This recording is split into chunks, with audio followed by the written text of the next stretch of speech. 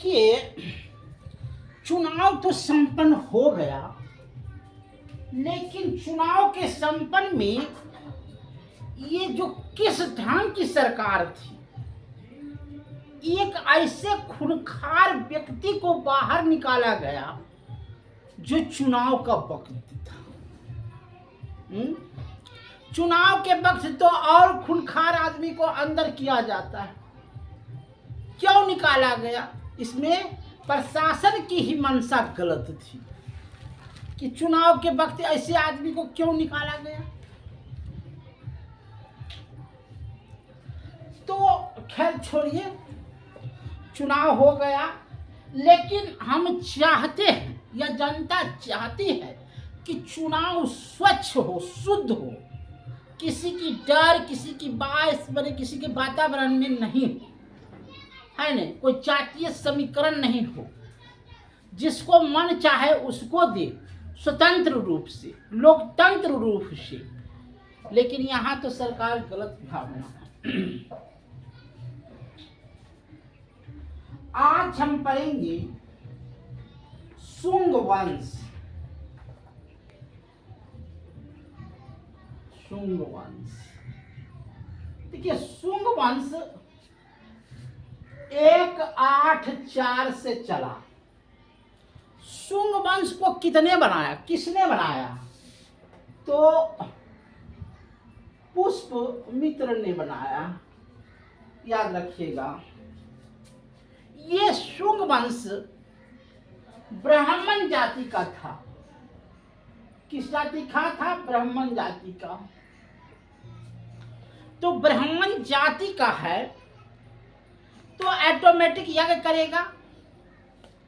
तो इसने 2 यज्ञ किया, एक अश्वमेध यज्ञ किया और एक पतंजलि यज्ञ किया।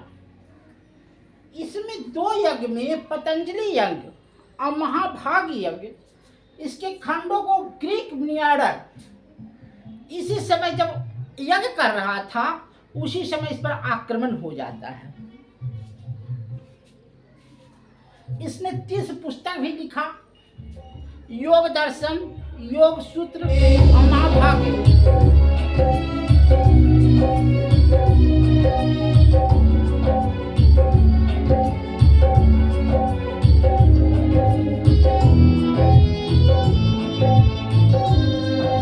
अब तो चालू कर दिया बाजा, हम क्या पढ़ावे।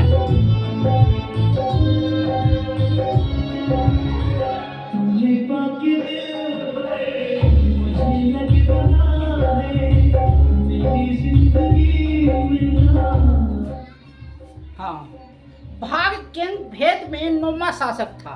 इंडो ग्रीक शासक आया था इसमें। इटालियन किसानिन का हिलियर था। देखो जल्दी से पढ़ाते हैं। देवभूत शुंग वंश का अंतिम शासक होता था। इसकी राजधानी विदिशा थी। 73 महापुरुष हत्या किया। कण्व वंश भी आया है। जल्दी पढ़ा देते, गाना नहीं चालू कर देता बचवा। उसके बाद आता है सतवाहन वंश। सतवाहन वंश, ये 305 ईस्वी में आता है। यह सिमुक वंश का सतवाहन वंश था। इसकी राजधानी प्रतिष्ठान थी। इसकी भाषा सप्तवादी थी। सतवाहन वंश के महान शासक थे गौतमी पुत्र सतकर्णी। इसने शीशे, टीने, लोहा नहीं, शीशा, टीना, चांदी का सिक्का बनाया। ब्राह्मणों की भूमि दान करना सतवाहन वंश से हुआ। आंध्रभूत था।